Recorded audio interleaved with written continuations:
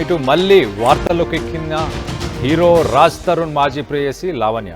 ఇటు లావణ్య పైన drunk and drive కేసుని నమోదు చేశారు. డ్రంక్ అండ్ డ్రైవ్ టెస్ట్లో 140 పాయింట్ల రీడింగ్ వచ్చింది. ఇటు లావణ్య కారులో ఒక బియర్ బాటిల్ని కూడా గుర్తించారు.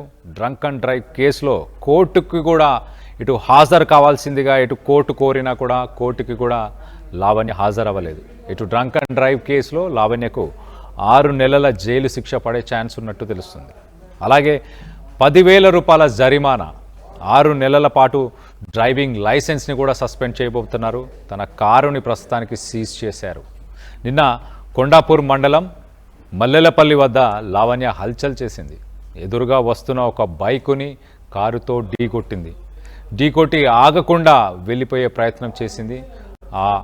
దీంతో ఆ గ్రామస్తులందరూ, మల్లెపల్లి గ్రామస్తులందరూ ఆ కారుని అడ్డుకొని బాధిత వ్యక్తికి సారీ చెప్పాలని అడగడంతో లావణ్య గొడవకు దిగింది. నేనెవరో తెలుసా అంటూ ఇటు గ్రామస్తులపై తిరగబడింది లావణ్య. నేను సెలబ్రిటీని, నన్ను ఆపే ధైర్యం మీకెక్కడిది అంటూ కేకలు వేసింది. తనకు రాజకీయ నాయకులతో పరిచయాలు ఉన్నాయన్న లావణ్య నా కారుని ఆపితే కేసులు పెట్టి జైలుకు పంపిస్తానని బెదిరించింది.